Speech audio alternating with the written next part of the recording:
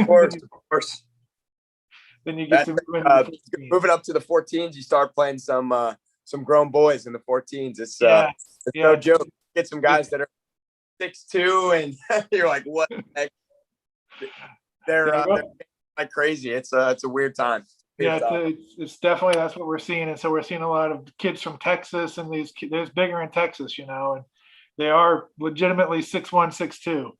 Oh yeah. No, it's that jump was, 16 to 18s, you see a little, but 12 to 14s was a crazy jump. Jump.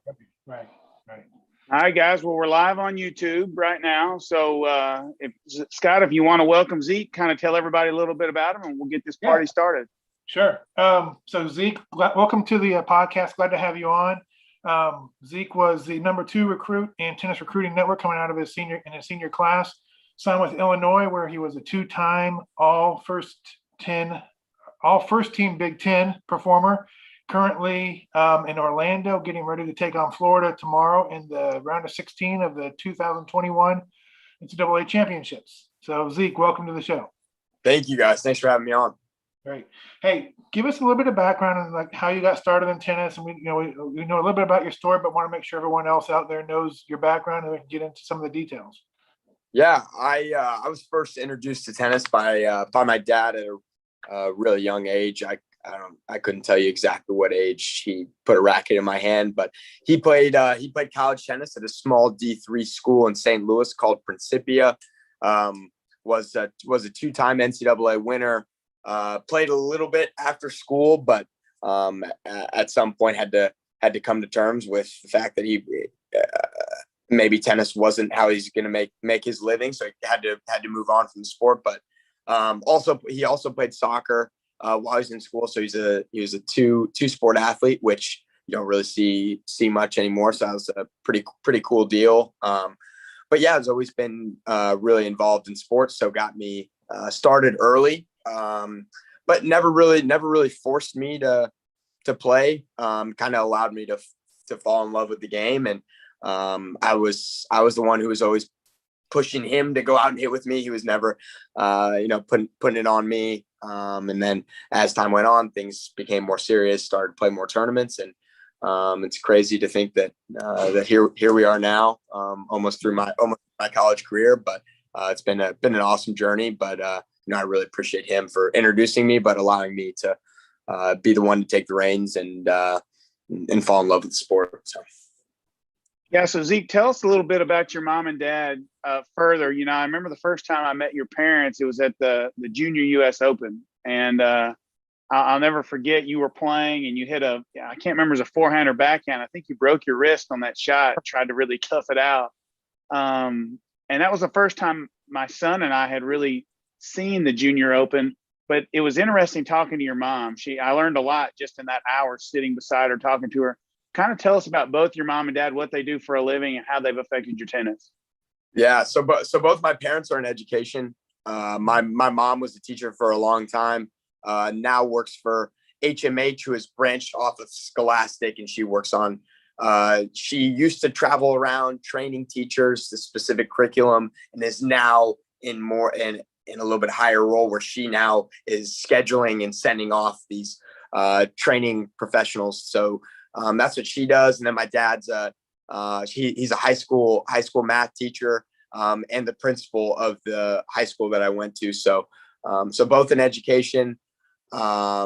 It's funny what you said about the Junior US Open and being able to sit next to my mom and talk to her a little bit. She didn't play. She played like a little bit of tennis growing up, but was not as involved in athletics as my dad, but has been such a rock for me throughout my, not only in athletics as somebody I can go to just as to play that support role. But it's been unbelievable just to have somebody so supportive in my corner. And at the Junior US Open, I was playing Quarantine Moutet, who's now, I don't know, 30 or 40 in the world. It was the first point of the match. He hit a lefty serve to my backhand, hit it late. My wrist went, I felt it go. battled as hard as I could because you're at the Junior US Open. I'm playing in a big court, lots of people watching. I was like, gosh, this is such an unbelievable opportunity, and to not be able to play at 100% really killed me. But I did everything that I could. But it's funny for you to be able to talk to her during that time. She's always been a rock for me, and I really appreciate everything she's done for me. She's been just as influential as my dad has. So as much as I like to talk about my dad being the one to start me, he's the one who knows much more about tennis. But my mom has been just as supportive. So both of them combined is they're the ones that have allowed me to to grow into the player and person that I am today. So that's a little bit more background on them. And so maybe going back to sort of after, your dad introduced you to the game, what kind of tennis program or what kind of, how many hours a week and what was your sort of regimen as a 12 and under type of player? And where was that at? Did you keep working with your dad, or I know you moved on to Tucker at some point? When did that happen? And what did your training look like at, say, 12 and under? Yeah. So early on, my dad was a coach until I was 16 years old. I didn't do any private lessons, but I trained out of Tucker Tennis Academy in Tulsa, and I would just do their after school drill from 2:30 to 5:30, and that's what I did. I was at that point I was invested enough in my tennis. I would go out with my dad a lot, do a lot of extra hitting with him, but it was really just that time that I was at Tucker was just in the after school program. But as I started to get into the 14s, 16s, that's when things really, in terms of my training, became more serious. But early on, I was doing that 5 times a week, and then playing some practice matches and stuff on the weekends. So I'd say, probably 2.5, 3 hours a day on court. And then the weekends, I'll take a day off, maybe a little bit lighter on Saturday, Sunday, but during the week, 2 to 3 hours on court, was just about what I was getting in. And that's really all I felt like I needed. I didn't feel like I really needed. Were you playing the tournaments like every other weekend, or what was your tournament schedule like in the 12s? Yeah, I was probably playing a tournament or 2 a month. So it's pretty busy schedule, but, definitely started to amp that up as things went along. But I'd say 1 to 2 weekends a month. I was probably playing a tournament, 12 and under. Yeah. And then, so you say when you got to be like, so sort of once you graduated from the 12s, you started having to ramp that up. So how did that training look when you moved from, say elementary school into junior high and above? Yeah. I feel like as my body started to develop a little bit, I feel like I could push it a little bit more. 16s, that's when I started to do a session in the morning and then session in the afternoon. So that's when I kind of added an additional training session in there. The guys were getting bigger, stronger, so I felt like I really needed to start pushing because I don't necessarily have the physical attributes that a lot of these guys have. I'm 5'7" on a good day, and not the biggest, not the strongest. So I'm such a competitive guy. I knew I had to put in the extra work at an early age or else I wouldn't be able to compete with, these bigger, older, stronger guys. So that's. So what did that, when you say you had like a morning session and an afternoon session, what specifically were you working on in the mornings versus the afternoons, and how are those two different, and how do they complement each other? Yeah. In the morning was always a little bit more structured in terms of drilling, control type scenarios. There wasn't really a lot of point play. So was when I was really trying to dial in my specific, exactly what I needed to be working on, try to get as specific as I can, not just hitting balls to hit balls. All right, these are the couple things that I'm focused on, get after it. And then in the afternoon was a little bit more trying to tie it all together, a little bit more on the side of competition. It wasn't always necessarily sets, but trying to put that into play a little bit more.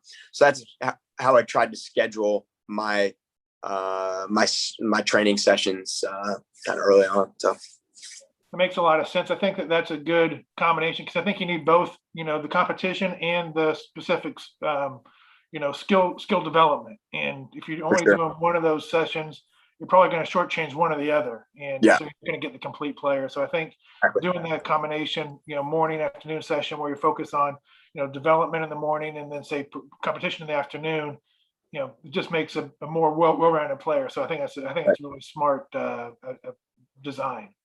Hey Zeke, so talk about other sports. I remember your mom talking a lot, and she was very, she got excited talking about you playing basketball. Yeah. So talk to me a little bit about how multiple sports affected tennis negatively and positively.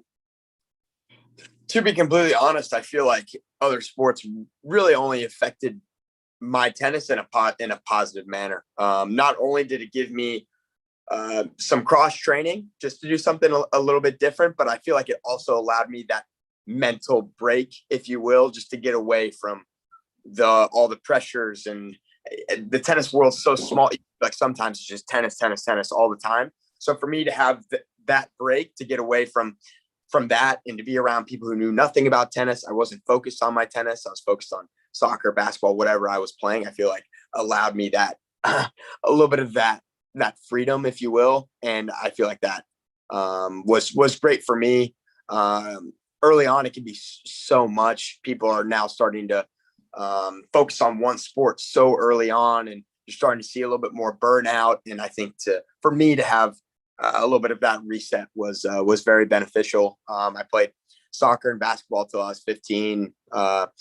Obviously, nowhere close to as competitively as I played tennis, but played it at the high school level. Played soccer at a little bit higher level. Was on a travel team. I loved both soccer and basketball a lot. I really enjoyed playing. But I feel like there was really no, I mean, maybe in terms of putting yourself at risk of injury, I knew that. I mean, I'm competitive. I tried the hardest that I could. So maybe that was the one negative of playing those sports. But for me, I really thought it was very, very, very positive. But it obviously got to the point where I needed to focus on 100% focus on my tennis, because traveling was getting too crazy. I would have to miss too many basketball games, too many soccer games. It was just too much. So it did get to that point where I obviously was going to choose tennis because that's what I was best at, what I loved to do the most. But I mean, until I was 15 years old, I feel like that was one of the best things that my parents allowed me to do was to play other sports. All right. So talk about kind of your, I think tennis is a lot of a kind of a sine curve. If you look in math, what a sine curve looks like, there's a lot of ups and downs. And talk about as you were growing, and you talked about being 5'7" on a good day.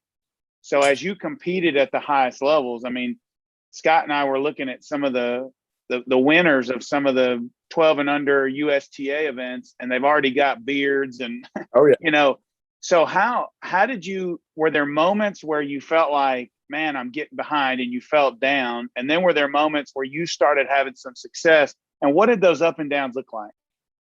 Of course, there's always going to be ups and downs in any sport for any athlete. That's just that's the beauty of it.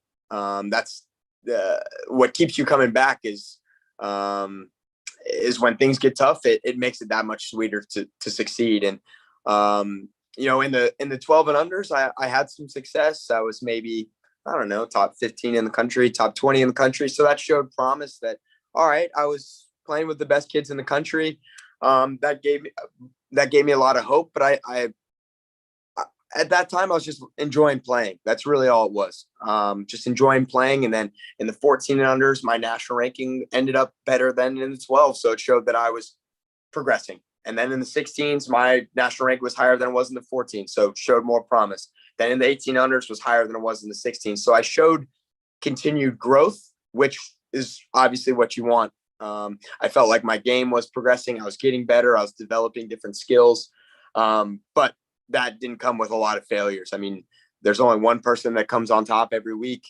As a tennis player, you learn to lose. You learn to become a good loser, and you learn to learn from your losses. And if you can do that, it really, I mean, it benefits you more than winning at times. Winning is great. I love to win, but if you can take what wasn't working, what you weren't doing well, and your losses, work on it, can actually make you a better player long term. So yeah, I mean, I got knocked down a lot, but I feel like that's probably one of my biggest strengths is my resiliency and ability to get back up after being knocked down. So I'm not afraid to go out there and put myself against the best. I'll go after it. I'll do everything that I can. If I take, I know I'm going to take my losses, but I'll rebound and do my best to become and get back a better player than I was before. So. Yeah, and one of the challenges when you're one of the smaller players on the court is injuries, like we talked about earlier. So how did you have injuries along the way, and how did you have to adjust your training and how you handled tournaments as a result of protecting your body? Yeah, I mean, knock on wood, I do the best that I can to take care of my body, because I know with my style of play, it's pretty grueling, long points. So I know my body's my biggest asset. My legs are very, very important to me. If I don't have those, I'm not going to be very good at the end of the day. So I have had injuries, and those have made me realize just how important it is to take care of your body. I had some, like you mentioned earlier, I stress fractured my wrist at the Open. I had some wrist problems prior to that. I've had some little nagging things here and there in college. But my wrist, after actually maybe a week after the US Open, I had surgery on my wrist. So that's been the one major injury that I've had. Like I said, I've had some nagging things here and there in college, but it was after that wrist injury, I was like, all right, being out for an extended period of time sucks. I hate being on the side. I hate watching. I want to play. And so I've really taken that upon myself to make sure I'm taking care of my body, because, after this, I'm gonna start playing professional tennis. And that's, if you're not healthy, you're not playing. If you're not playing, you're not making a living. You're not putting yourself in a position to move up. So your body's your biggest asset. So you got to make sure you're taking care of it. So when you were younger, even in the 12 and under, how did you adjust? I mean, especially being a smaller kid, how did you adjust your quantity? How did you adjust your volume of play? And if you went to a tournament playing doubles and singles, and I'm sure you made it deep into the tournament, and the longer you go, the more worn out you probably were. So how did you adjust even at a young age for parents? Because a lot of the parents that watch our podcast have 10, 11, 12-year-old children that they're trying to figure out how much is enough, but where the line is where you crossed into too much. You see what I'm saying? Yeah, of course. To be completely honest, that was a fine line that I really didn't find until I got to college. Brad Dancer, my coach here at Illinois, has always preached to me quality over quantity. Quality over quantity has always been his motto for me, because he knew I would sit out there and practice for 10 hours a day if I could. But he's like, that's not good necessarily for you, your body. Moving forward, we need to cut down on your time on court, get really focused, and this is what we're doing. Do it well, get off the court, focus on your body, focus on your fitness. That's it. So I would say in the juniors, that's something that I struggle with, and I know a lot of kids do struggle with, is how hard do I push? Do I keep pushing? It's funny because you base that kind of off of how you're feeling on the court. If you're not feeling great, you feel like you need more time on the court, and that can actually end up being a detriment to your game. Moving forward, you can overdo things, get some overuse injuries that can really set you back. So that's something that I wish I would have preached to my younger self. Quality over quantity, I think, is so important in our game. Of course, we play a repetition sport. If you want to get good, reps help a lot, but quality reps more than quantity reps is something that I'll now forever preach to kids kind of that are kind of coming up now.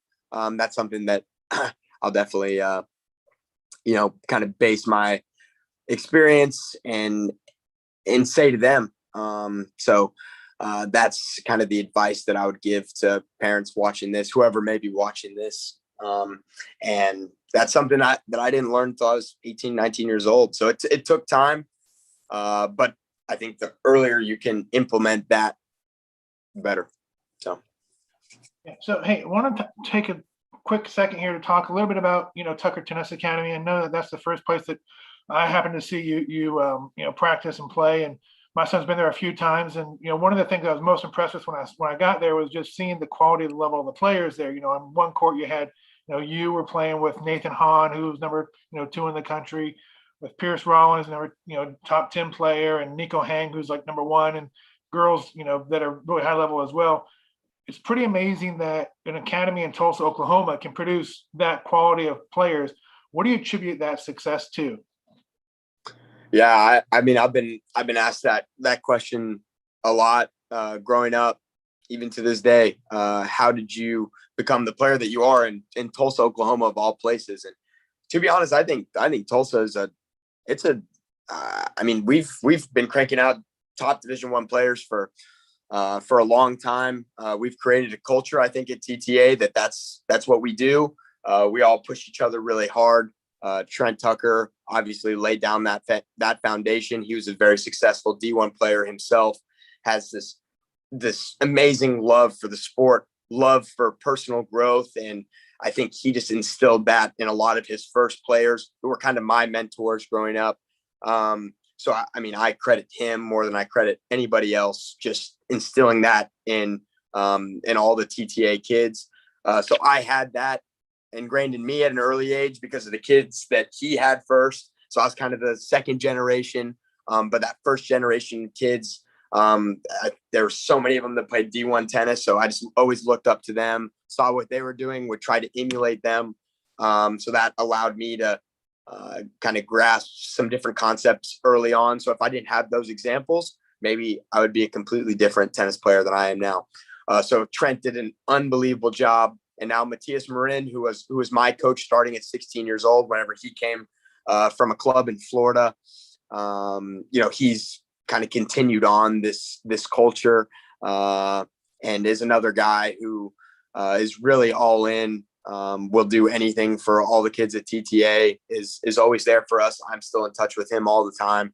One of my best friends, my coach, he's great. So those two have really, created a world-class academy in a place where a lot of people think would be impossible.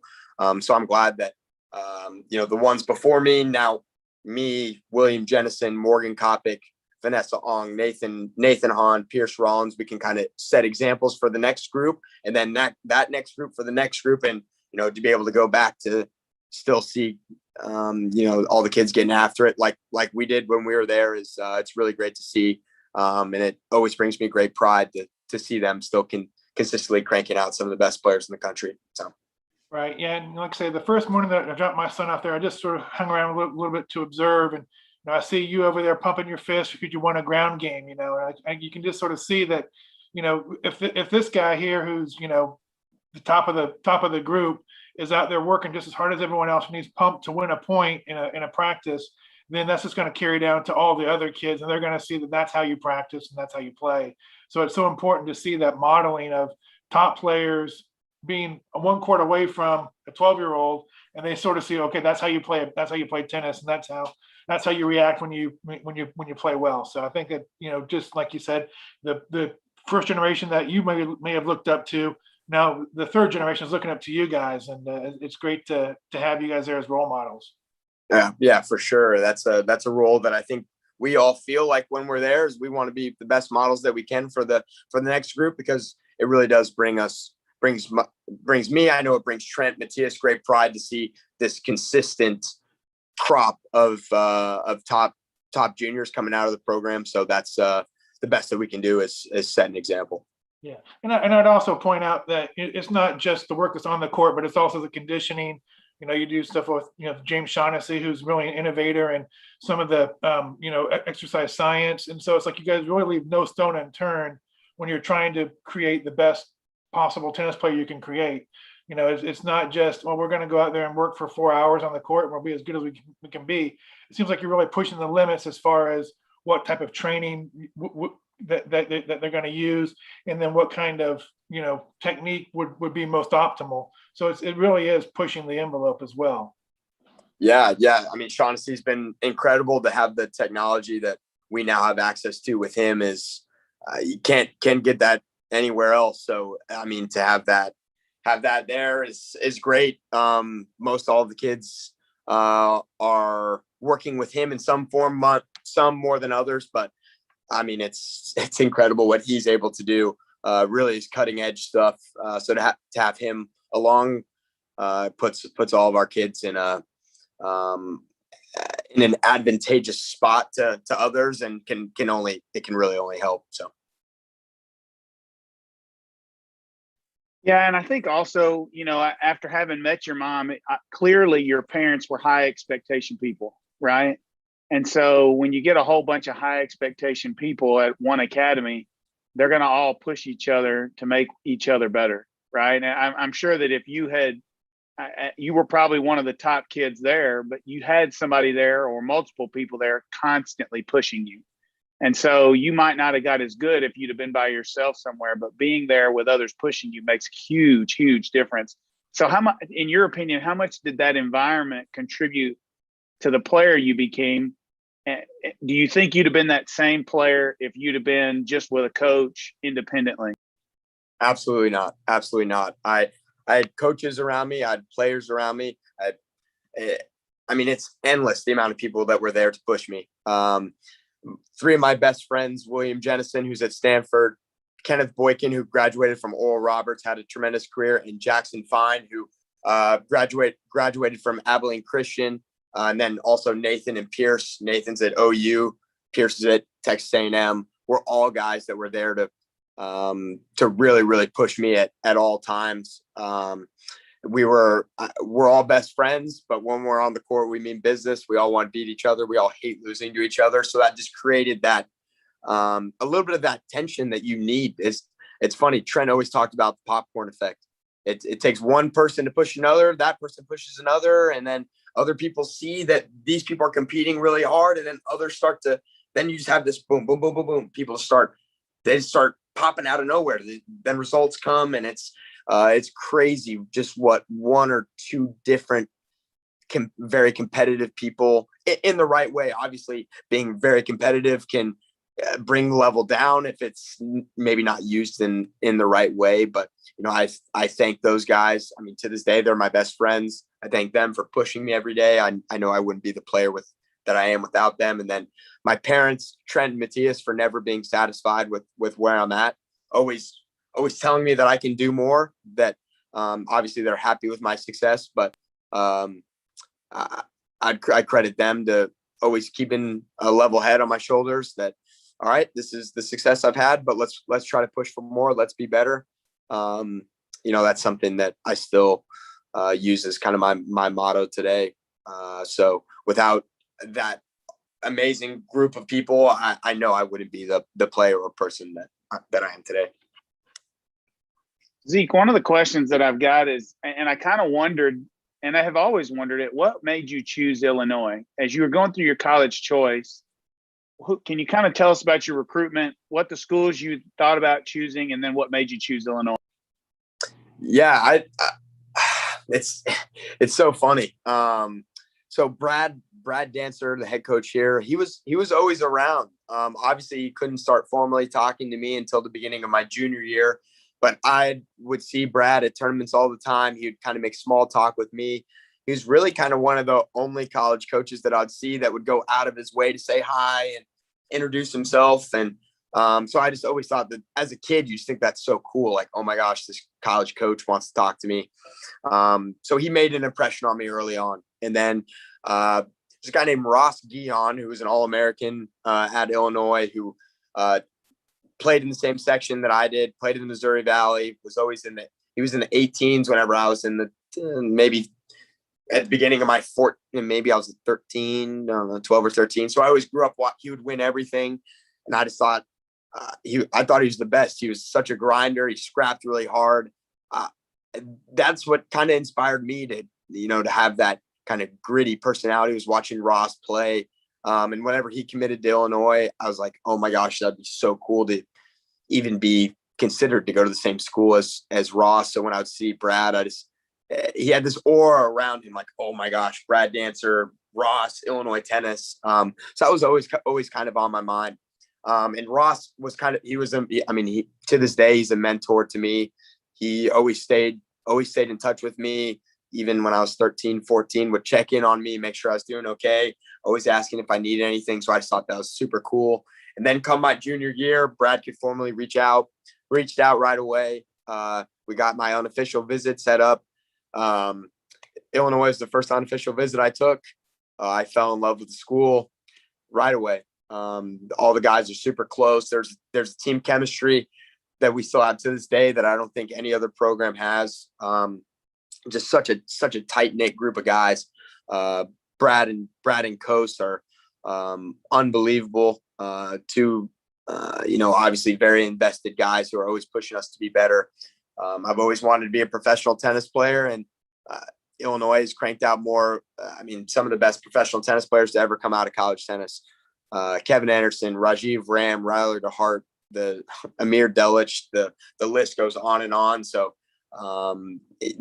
we have a model that works, and we continue to crank out some of the best professionals. And I took other unofficial visits. I was interested in OU, Baylor, a couple other schools, but after I took my visit to Illinois, I was sold. I really didn't want to visit anywhere else.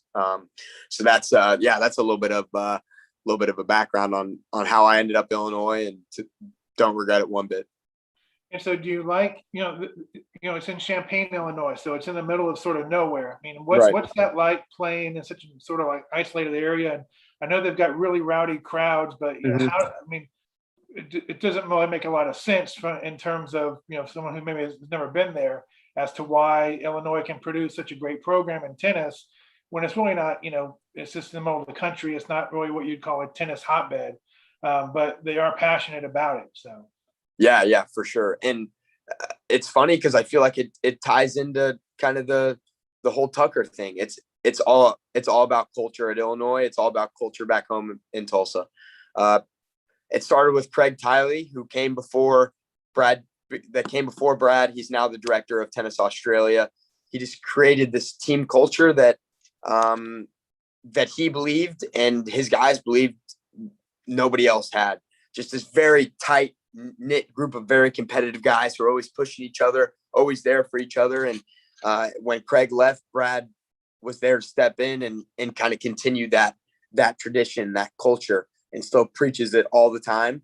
And yeah, there's so many people would think Champaign, Illinois, like how is it happening there? How can you have a Division I collegiate powerhouse in the middle of nowhere? And that's all it is. We preach the culture. We'll continue to preach the culture. That's what our program's all about. We bring in guys who are very invested in their tennis. They want to take it to the next level, can fit in with a team, aren't selfish, willing to do things for others. And, that just goes such a long way. And I've come to absolutely love Champaign. It'll forever be a second home to me. It's a little college town. Once you get out off campus, there's obviously, I couldn't even tell you how many people live in Champaign, but once you get off campus, it might seem to many people just like, oh yeah, it's just a little town. But campus is where all the energy really is. And we try to do our part to bring that energy for everybody that comes out to watch. We have such a loyal fan base. They're out as much as they can. Obviously, this year it wasn't until NCAA's that we could have a full crowd, which it was awesome to have Atkins filled again, like it always is. So it's a little bit weird this year not having the same atmosphere that we normally do, but it's like you said, Champaign, Illinois it's a hotbed for tennis because of the culture that we've created, and I think that culture is it's here to stay. It's not going anywhere anytime soon. Well, hey, if I can share my screen real quick, I got a question for you. I'm looking at your website. So I can't share my screen, Robert. Try again. I think I set it up. Okay. So let me see right here. So let's see. Can you see my screen? Not yet. There we go. It's coming. There we go. All right. So For one, I like the evolution of the hair going from freshman to wild sophomore, then down to business as a senior. Yes. That's hilarious. The evolution. But what The I like evolution of the hair. That's good stuff right there. But what I like the best is that, you're listed as 5'6", freshman through senior, but then on your second senior year, now you're 5'8" with an arrow. So you're trending up on the height. So, you're trending up. That's so funny you bring that up. We were at Nebraska a couple weeks ago.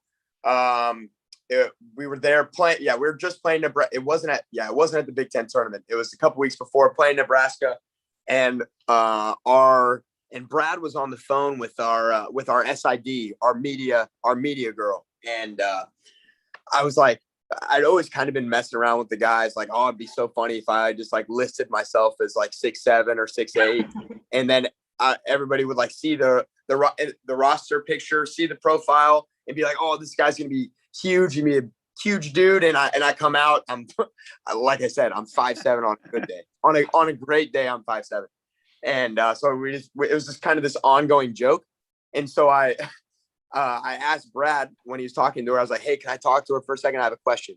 So I took the phone from her and asked her if she could put that I was 6'2" on the roster. And she's like, I'll give you 5'8". I was like, perfect. And so that was just kind of an ongoing joke that ended up following through. So hopefully that can give me a little bit of a different view in some people's eyes if they see me in person, but just look at my Illinois roster picture. There you go. All right. Let's see. How do I stop shooting? All right. So anyways, I thought that was funny, but I like the arrow next to the 5'8", showing that the trend was going up. So going up. I love it. Love it. Always hope that I'm still growing. Always hope. There's always hope, right? Always hope. Yeah. Well, hey, so I know that you're there in Orlando. You're getting ready for the NCAAs. You guys play Florida tomorrow.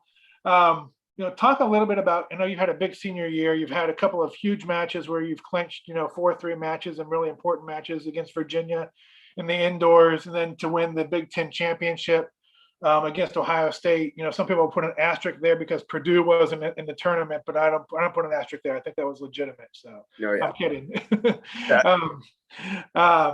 But anyways, so you had those two huge matches. How do you? What's the feeling like being the last guy on the match, and like if you don't win the match, your team loses the tournament, loses indoors or wherever. How do you have that kind of deal with that kind of pressure, and how do you prepare for it? I've always told myself that the best way to prepare is by experience, by putting yourself in that situation. You can't be afraid of putting yourself out there and failing.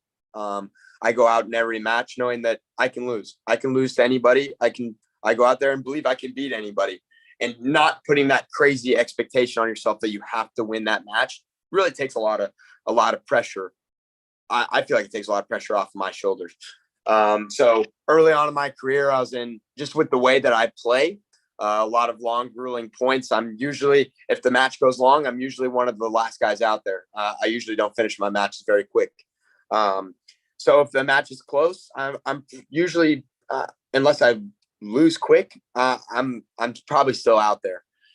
In my freshman, sophomore year, I lost a couple 3-3 matches, and to me, it was devastating to not be able to pull through for my team when it really matters.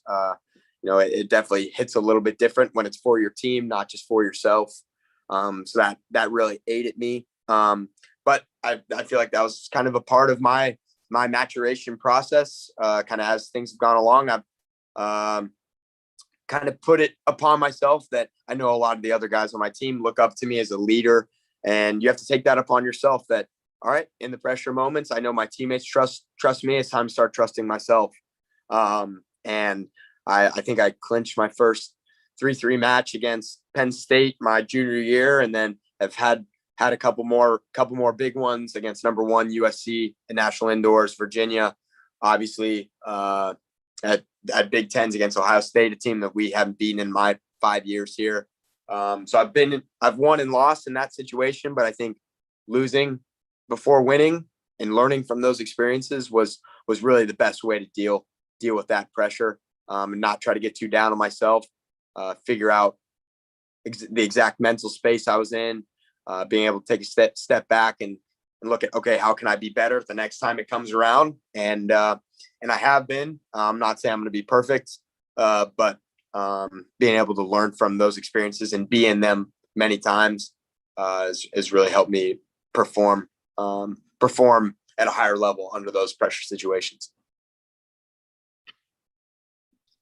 Hey, Scott, I think you're muted. As I say, well, hopefully, you've got at least one more shot, maybe 3 more shots, depending on how the tournament goes.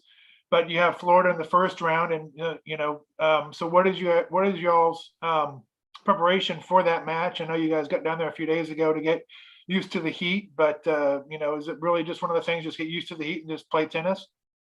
Yeah, 100%. We obviously much different conditions here than in Illinois, so to get here to get used to the weather was big for us. But in terms of our tennis preparations, nothing has changed just because we're playing Florida as opposed to Ohio State or whoever, or Michigan, you name it, our preparation stays the same.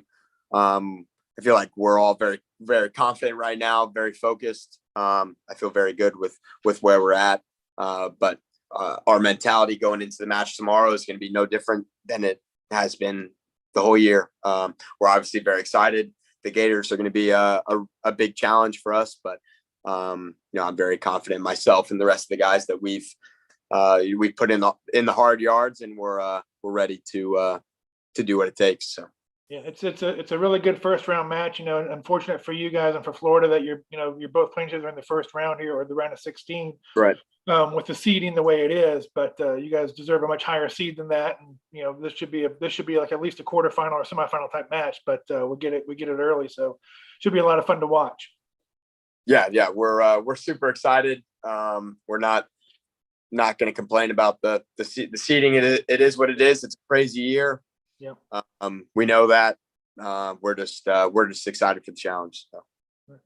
Hey, Robert, before we jump into the fast feed, do you want to ask any other questions? Yeah, the last one I have is just thinking about your game style. I'm on your UTR page. You're a 13.3. You probably don't ever look at that, but I just wanted to look at where you were. And as I watch your game style, one of the things I hear people talk a lot about is as you get into the 16s and 18s, and it's obvious even in the pros how important the serve is. Yeah. And so tell us about your game style. Is the serve something you really rely on, or are you more of a grinder who's going to just fight out every point and make people feel like the only way they're winning a point is to hit a winner? Kind of explain to us your game style, because there are going to be some guys that play and listen to our podcast that they aren't 6'6", like you talked about, and they don't hit a 130-mile-an-hour serve. So holding serve is a little bit more difficult. So it's impressive the rise you've had at the height that you are, which speaks to what your mom said, what a great athlete you are. But just kind of talk to us about your game style. Yeah, I would say coming into school, I was solely a grinder. I really didn't have any weapons.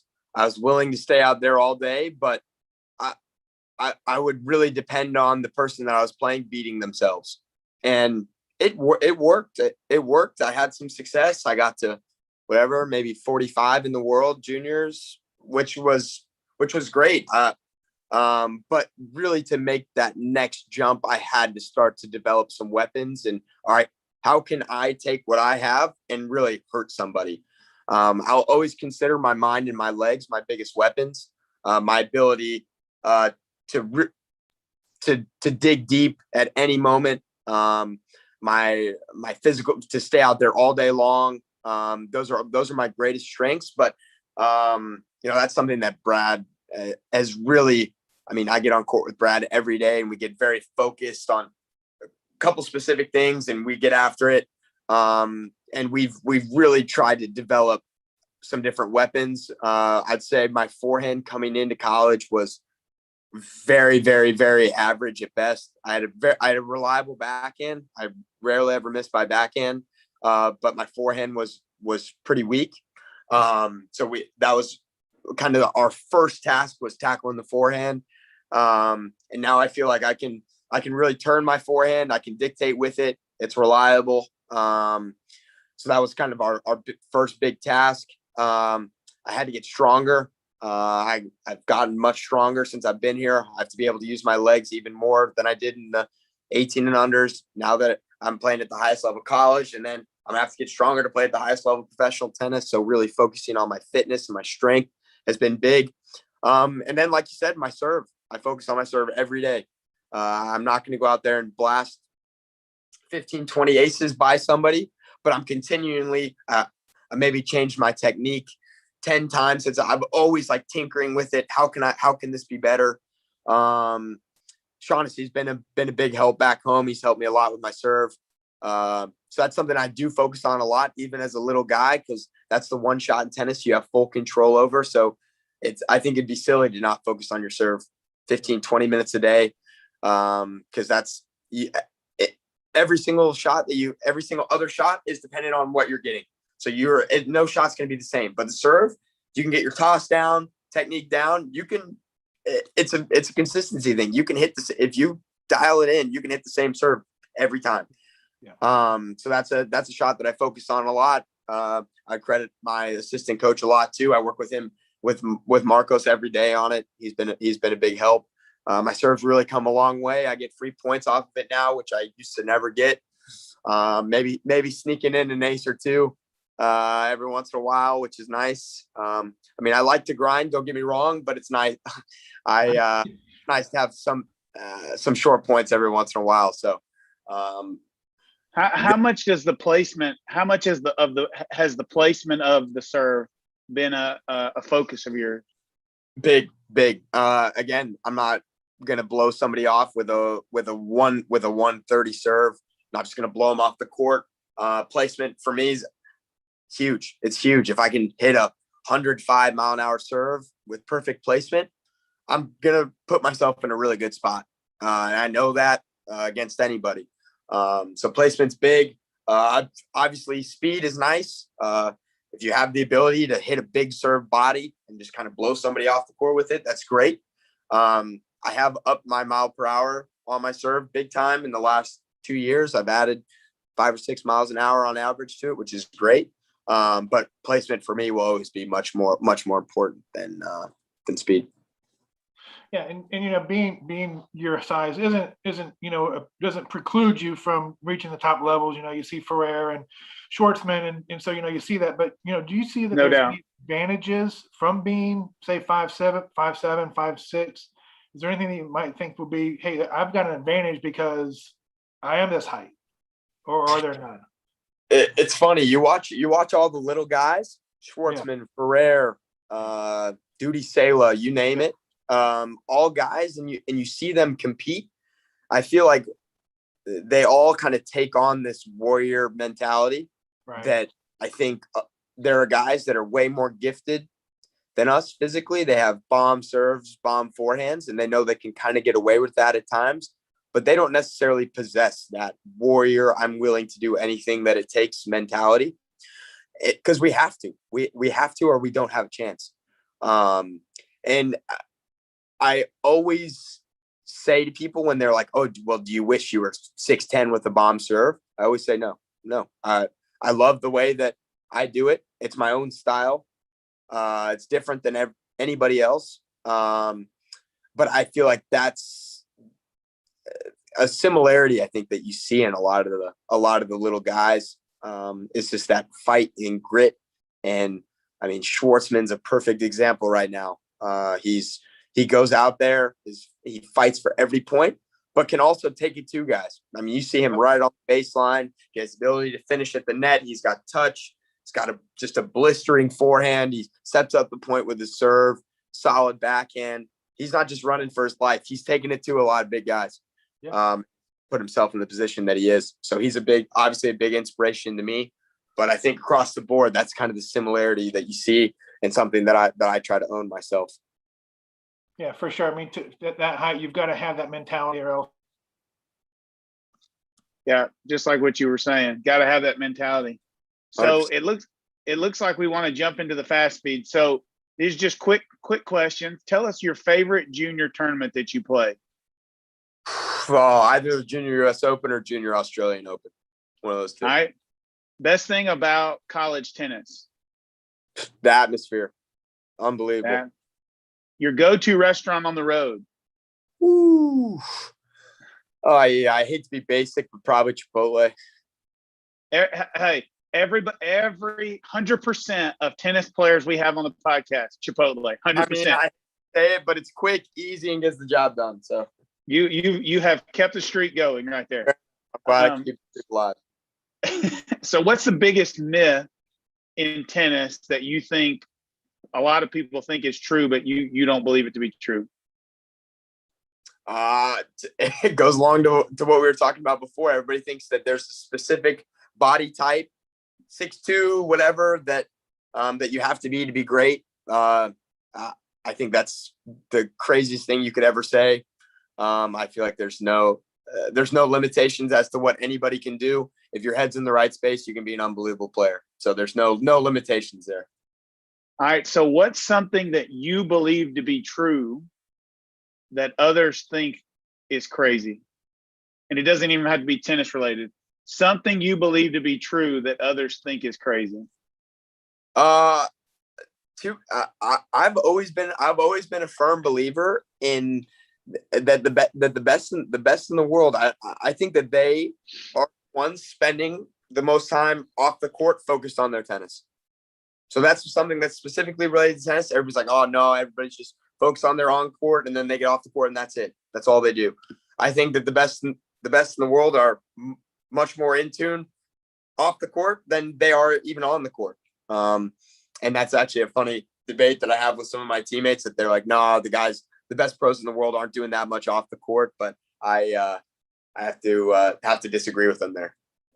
Yeah, I was actually at the McEnroe Academy. I don't remember 4 or 5 years ago, and we met Federer and some of the other players, and they said exactly what you just said. They said for the 6 hours they might spend off court, they'll spend 2 on, and that was kind of their ratio, was 6 to 2.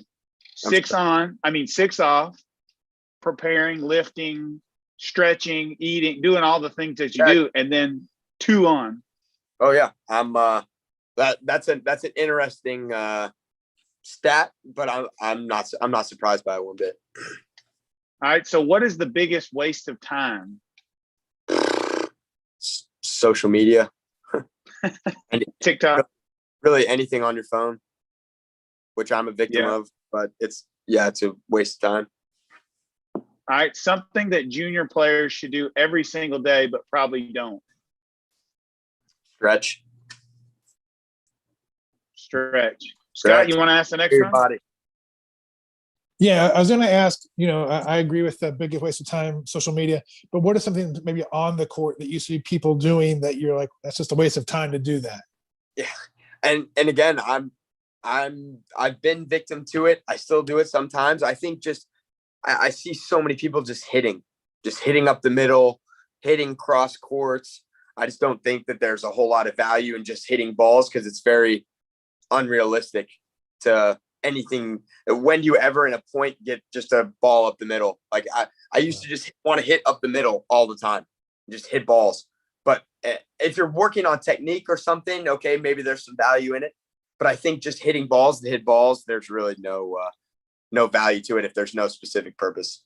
So hit with purpose. God, it makes sense. Yeah. So let's see. So what is something that you've changed your mind about after you played college tennis? So maybe something that you thought about tennis, but that college tennis has changed your mind about. Yeah, I've just become way more invested than I ever have been on the on the evolution of my game, I guess. Okay. The progress that I'm making, kind of the journey that I'm on. I get so caught up in wins and losses, which is important. It's very important to your confidence in professional tennis. That's where you're trying to make your living. It's solely off of results. It's not on your progress. But being able to find some peace in the journey, you're gonna take some hits. But the more that I'm able to learn from those hits, the better off I'll be. So trying to take my mind a little bit more off of the wins and losses, a little bit more on the tennis side of things. What specifically can I do better?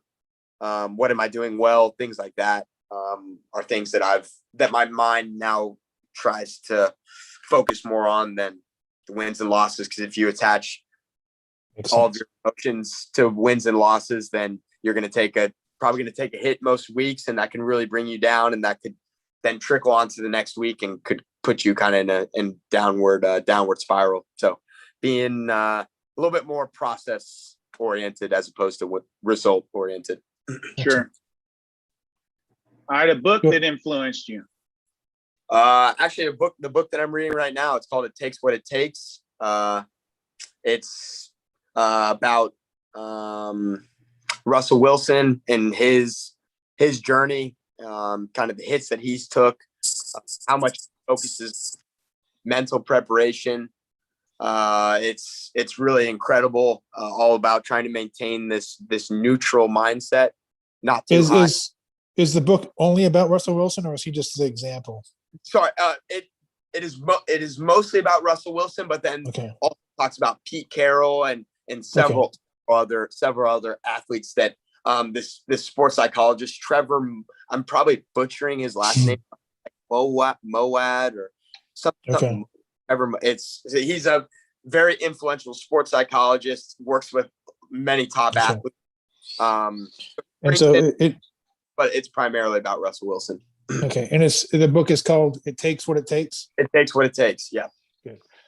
Let's see. So, do you have a favorite tennis movie or tennis book?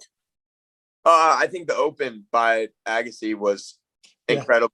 I really enjoyed that one. That's kind of the first one that pops into mind. That's a great book. Yeah. All right, best player that you ever hit with. Ooh. Probably my American guys, Tiafoe, Opelka, Fritz. Yeah, probably those guys. Okay. And were those at like a USTA practice facility or before tournaments?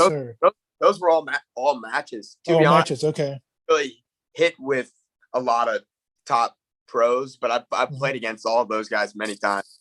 Yeah. Excellent. All right. Well, last one. Let's see, give us your plans for the summer, and then where do you see yourself in 5 years? Plans for the summer. I actually just locked in my first. So starting June 7th, I have my first. My first professional event as a professional, if you will. So I'm starting in Wichita, then going to Tulsa, and then to Champaign. So those are going to be my first 3 professional events starting at the beginning of June. So that's where I'll start. Right now, just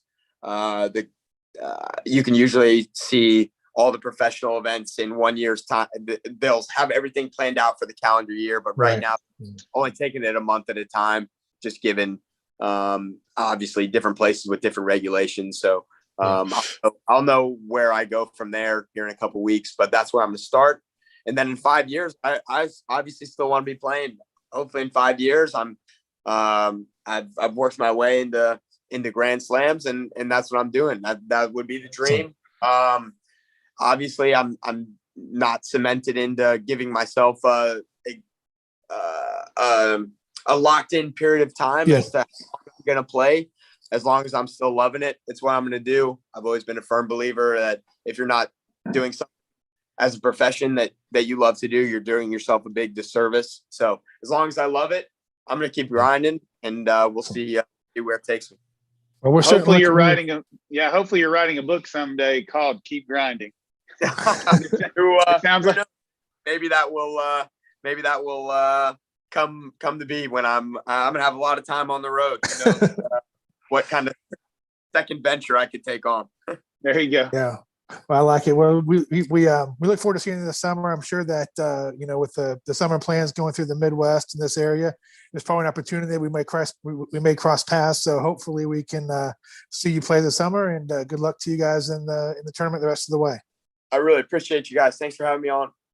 Appreciate it, Zeke. Thanks so much. All right. Take care.